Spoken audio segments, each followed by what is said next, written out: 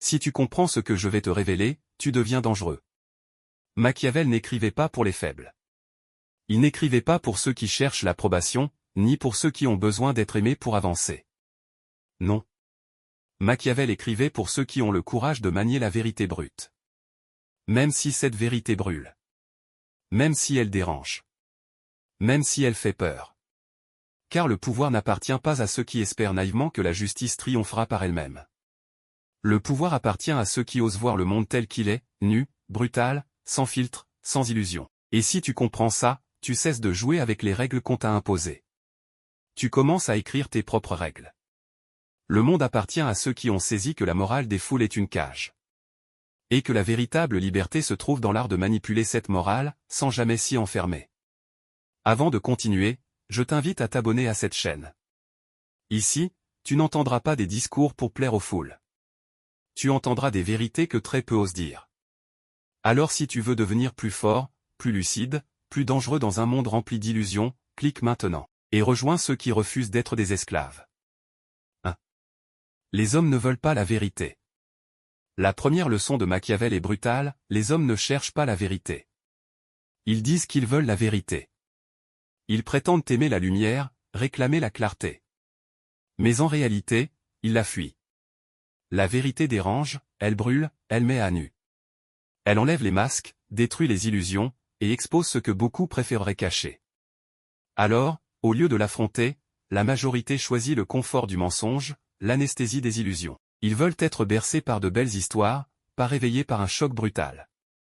Regarde autour de toi, combien préfèrent t'entendre des flatteries plutôt que des critiques honnêtes? Combien rejettent celui qui ose parler vrai, parce que ses mots tranchent comme une épée? Voilà pourquoi celui qui dit la vérité devient souvent un ennemi. Il est rejeté, moqué, parfois même persécuté. Mais toi, si tu veux grandir, si tu veux être libre, tu dois accepter cette douleur. La vérité n'est pas douce, elle est tranchante. Elle n'est pas populaire, elle est solitaire. Pourtant, c'est elle seule qui sauve. Ose l'aimer, même quand elle brûle. Ose la chercher, même quand elle dérange. Parce que le monde est bâti sur des illusions, mais seuls les esprits courageux choisissent de marcher dans la lumière. 2. L'importance des apparences. Machiavel disait, les hommes jugent davantage par les yeux que par les mains. Dans ce monde, ce que les hommes voient vaut plus que ce qui est. La vérité ne compte pas autant que l'image que tu projettes. Un roi faible, mais entouré de symboles de puissance, durera plus longtemps qu'un roi fort qui néglige son apparence. La masse juge avec les yeux, pas avec la raison. Les hommes admirent ce qui semble puissant, respectent ce qui semble juste, craignent ce qui semble inatteignable. Comprends-le, être bon ne suffit pas, il faut paraître bon quand il le faut. Et être impitoyable quand le moment l'exige. La perception est ton arme la plus puissante. Tu peux maîtriser un royaume, influencer des hommes, contrôler des foules, simplement en façonnant l'image que tu renvoies. L'honnêteté absolue? Une illusion. Les hommes ne récompensent pas la vérité nue, ils récompensent le spectacle qu'on en donne. Celui qui comprend cette règle possède déjà un avantage sur la masse.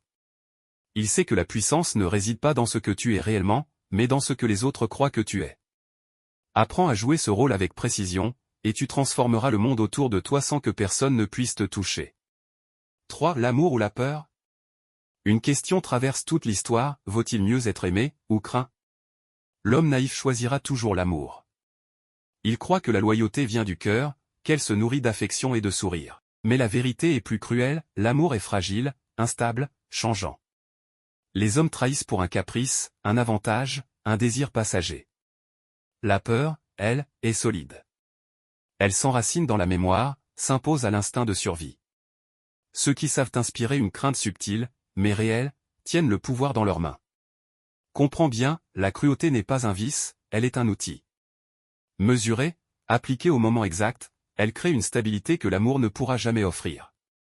L'homme qui s'appuie uniquement sur l'affection des autres devient leur esclave. Mais celui qui sait inspirer respect et crainte, sans jamais perdre le contrôle, devient inarrêtable. La peur bien dosée forge l'ordre et impose la discipline. Être aimé, c'est séduire, être craint, c'est gouverner. Et gouverner, c'est maîtriser le chaos des hommes. Ce que tu choisis aujourd'hui déterminera ta liberté demain, veux-tu être dépendant de l'affection des autres, ou souverain dans la crainte qu'ils te vouent silencieusement? 4. Forger une légende. Le vrai pouvoir ne réside pas seulement dans la force ou l'intelligence. Il réside dans la capacité à créer un mythe, à forger une légende autour de toi. Les hommes ne veulent pas gouverner eux-mêmes, ils cherchent à suivre quelqu'un qui incarne ce qu'ils n'osent être. Ils admirent la vision, la force et le courage, même si ces qualités sont amplifiées par ton image. Comprends-le, la perception que tu crées est plus puissante que la réalité de ton caractère. Un leader qui maîtrise son image domine sans que les autres ne s'en aperçoivent.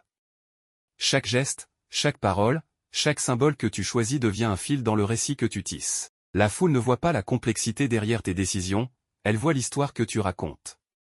Plus tu rends ton personnage fascinant, plus tu deviens inarrêtable. La peur et l'admiration se mêlent, et ceux qui te suivent s'alignent à ton récit sans réfléchir. Ton objectif n'est pas d'être aimé pour qui tu es réellement, mais d'incarner quelque chose de plus grand que la simple réalité. Sois le créateur du mythe, et le monde te suivra, même dans l'ombre de tes secrets. 5. Lucidité et trahison.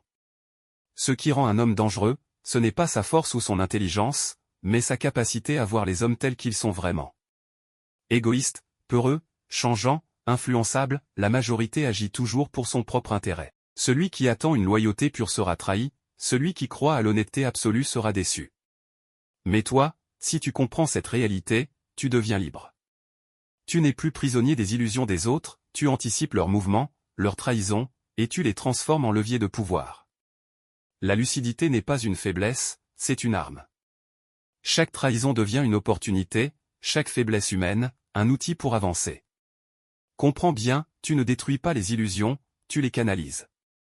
Tu n'attaques pas les croyances des autres, tu les exploites. Celui qui maîtrise cette stratégie devient inarrêtable, car il agit toujours avec un pas d'avance. La plupart des hommes vivent aveuglés par leurs émotions et leurs attentes irréalistes. Toi, tu observes, tu calcules, tu attends le moment exact pour frapper ou influencer. Dans ce monde, la clairvoyance vaut plus que la force brute. Comprendre les hommes, c'est les maîtriser sans qu'ils s'en aperçoivent. 6. Être bon, ou impitoyable?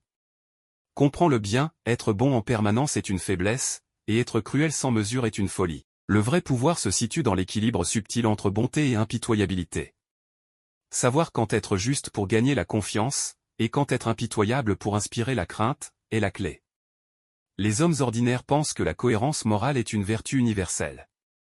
Mais le monde ne fonctionne pas selon des principes idéaux, il obéit aux lois du pouvoir, de la peur et de l'intérêt. Celui qui maîtrise cet équilibre devient intouchable. Il sait quand apaiser, quand punir, quand séduire et quand frapper. Cette stratégie ne se montre pas aux yeux de tous, elle se ressent dans la peur et le respect qu'elle impose. Les masses ne comprennent pas la complexité, elles ne voient que ce qu'on leur montre. Toi, tu n'as pas besoin de leur approbation, seulement de leur effet sur ton plan. Maîtriser ce mélange, c'est être calculateur et libre, c'est choisir le moment précis pour agir et laisser ton impact se graver dans la mémoire des hommes. La force n'est pas dans ce que tu fais, mais dans la manière dont tu le fais et quand tu le fais. 7. L'homme comme instrument. Pour comprendre le vrai pouvoir, tu dois cesser de voir les hommes comme des amis ou des ennemis absolus. Chaque personne autour de toi est un instrument, une pièce sur ton échiquier stratégique.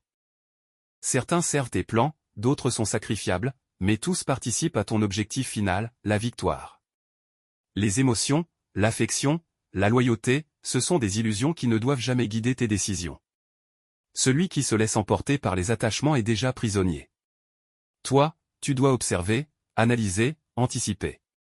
La trahison ne doit pas te surprendre, elle fait partie du jeu, et tu dois apprendre à l'utiliser comme un levier. La force d'un homme ne se mesure pas à ses muscles, mais à sa capacité à supporter la solitude que la lucidité impose. Plus tu comprends les faiblesses et les désirs des autres, plus tu deviens capable de transformer leurs actions en outils pour ton ascension. Chaque sourire, chaque promesse, chaque geste d'amitié peut être exploité si tu sais lire ce que les autres cachent derrière leurs apparences.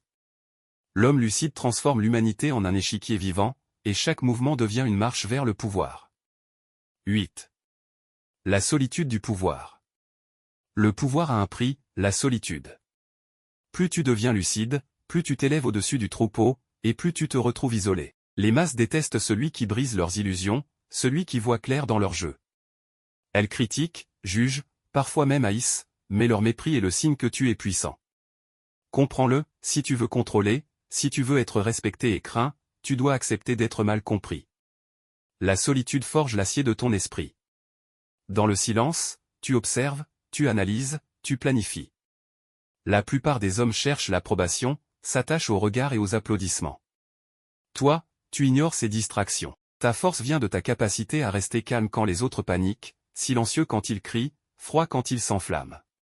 C'est dans cet isolement que se développe la clarté, que se renforce la détermination. La solitude n'est pas une punition, c'est une arme. Elle te permet de choisir tes actions, de mesurer tes coups, de décider quand frapper et quand attendre. Celui qui maîtrise la solitude maîtrise le pouvoir, car il n'est plus esclave des opinions, des émotions et des illusions des autres. 9. Le lion et le renard. Pour régner avec efficacité, tu dois incarner à la fois le lion et le renard. Le lion, pour inspirer la crainte, pour montrer la puissance et imposer le respect.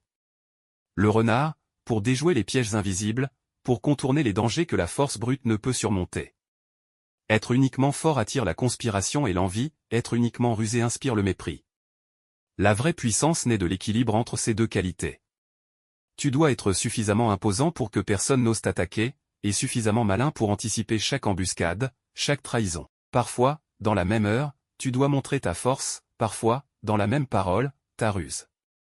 Les masses ne comprennent pas cette dualité, elles voient seulement que tu es inarrêtable. Ton intelligence combinée à ta puissance crée une aura qui dépasse la peur et l'admiration. Ceux qui te suivent sentent cette maîtrise silencieuse et instinctive, même sans savoir exactement pourquoi. Comprends-le, le lion protège, le renard conquiert, et celui qui sait manier les deux devient une force que personne ne peut arrêter. La véritable dangerosité réside dans cette capacité à être imprévisible, mais toujours efficace. Dis le silence et le mystère. Le pouvoir se cache souvent dans ce que l'on ne dit pas. Les paroles excessives trahissent tes intentions et offrent aux autres des clés pour te manipuler. Celui qui parle trop se dévoile, celui qui observe reste maître de la situation. Le silence, au contraire, intrigue, déstabilise, oblige les autres à réfléchir, à douter, à se trahir eux-mêmes. Comprends ceci, un silence bien calculé peut inspirer plus de respect qu'un discours de 1000 mots. Il crée le mystère, et le mystère attire la crainte autant que l'admiration. Les hommes craignent ce qu'ils ne comprennent pas. Lorsque tu maîtrises ton silence, tu deviens une énigme, un obstacle psychologique que personne ne sait franchir. Cette maîtrise te place au-dessus des émotions des autres, au-dessus de leurs passions et de leurs manipulations. Plus encore, elle t'offre le temps d'analyser, d'anticiper, de choisir le moment exact pour agir. Dans un monde où chacun agit précipitamment, le calme devient une arme, et le mystère un bouclier. Celui qui sait se taire sait dominer, car il transforme l'incompréhension des autres en levier de puissance silencieuse. 11. Maîtriser ses passions. La colère, l'envie, la peur détruisent l'homme ordinaire. Mais celui qui aspire au pouvoir doit les dominer. Ce qui distingue un homme dangereux d'un homme ordinaire, ce n'est pas la force ou l'intelligence, mais la maîtrise de ses propres passions. Un homme ordinaire se laisse consumer par la jalousie, brûlé par la colère, paralysé par la peur. Toi, tu dois sentir ses forces sans jamais t'y soumettre. La colère peut devenir une arme si tu la libères au moment exact, l'envie peut nourrir ton ambition si tu la transformes en discipline, la peur peut être un guide si tu l'écoutes sans t'incliner devant elle. Dominer tes chaînes intérieures te permet de manier celles des autres. Celui qui est esclave de lui-même sera toujours esclave des autres. Comprends ceci, la puissance durable ne réside pas dans la brutalité aveugle, mais dans la précision et le contrôle.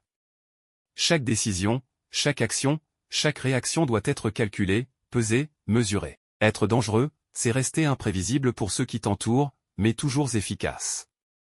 La maîtrise de soi est le socle de ton influence et de ton pouvoir. Celui qui la possède peut transformer les passions humaines en leviers invisibles de domination. 12. Le temps comme arme. Le temps est l'arme la plus puissante, mais peu savent l'utiliser. Les hommes ordinaires veulent tout, tout de suite. Ils brûlent leur force dans des gestes précipités, révèlent leurs intentions avant que la partie soit mûre, et s'épuisent dans des actions inutiles. Toi, tu dois apprendre à attendre. La patience n'est pas de l'inaction, c'est une stratégie. Observer, analyser, laisser les passions des autres se détruire elles-mêmes, c'est là que réside la vraie puissance. Le temps fait tomber les alliances fragiles, use les convictions, révèle les masques. Celui qui sait attendre voit ses adversaires s'effondrer sans jamais lever l'épée, simplement parce qu'il a choisi le moment parfait. Agir trop tôt, c'est gaspiller l'opportunité, agir trop tard, c'est laisser le contrôle à quelqu'un d'autre. Comprends ceci, la maîtrise du temps transforme un homme calculateur en une force invisible mais irrésistible. Le monde semble avancer, brûler et s'agiter, mais celui qui contrôle le rythme, qui sait quand frapper et quand rester immobile, devient intouchable. La victoire n'appartient pas à celui qui bouge le plus vite, mais à celui qui sait choisir le moment exact pour agir. 13. L'ingratitude des hommes. Il y a une vérité brutale que peu osent regarder en face, les hommes sont ingrats. Peu importe ce que tu leur offres, ils l'oublient. Peu importe les sacrifices que tu fais, ils les négligent. Si tu bases ton pouvoir sur la gratitude, tu es déjà condamné. La reconnaissance des hommes est fragile, éphémère, souvent dissoute dans l'habitude.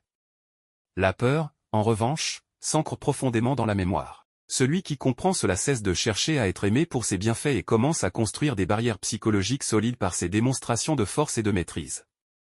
Même quand tu donnes, fais-le toujours avec une arrière-pensée stratégique. Ne donne jamais sans calcul, car l'homme qui reçoit sans effort nourrit seulement son ingratitude. L'ordre social repose toujours sur la manipulation des passions humaines, la peur, l'espoir, la croyance en un chef providentiel. Comprendre cette vérité te rend dangereux, car tu cesses de croire aux illusions que tu diffuses. Tu deviens l'ingénieur du récit, celui qui contrôle les perceptions et transforme les hommes en instruments, tout en restant maître de tes émotions et de ton influence. Celui qui domine l'ingratitude des autres devient véritablement intouchable. 14. La morale comme outil. La morale n'est pas une fin. C'est une arme. Une illusion forgée pour contrôler les foules. Les hommes naïfs croient en la justice universelle, en la bonté immuable, mais la vérité est beaucoup plus subtile. Les puissants l'ont compris depuis toujours, la morale change avec le temps, les lieux, les intérêts. Elle n'est jamais une fin, seulement un moyen de contrôler les masses. Comprends bien, tu ne combats pas les croyances populaires, tu les façonnes à ton avantage. Chaque règle morale peut être pliée, manipulée, exploitée pour renforcer ton influence et asseoir ton pouvoir. Tu deviens le maître invisible, celui qui tire les ficelles pendant que les autres croient défendre leurs idéaux sacrés. Ceux qui te parlent de justice ou de vertu universelle ne cherchent souvent qu'à maintenir leur domination. Toi, tu ne tombes pas dans ce piège. Tu utilises la morale, la façonnes, tu la manipules sans jamais t'y enfermer. Ainsi, tu diriges, tu influences et tu contrôles, tout en restant libre, imprévisible et stratégique. Comprendre que la morale est une arme, et non un code absolu, te place au-dessus des illusions et fait de toi un acteur puissant et dangereux dans le monde des hommes. 15.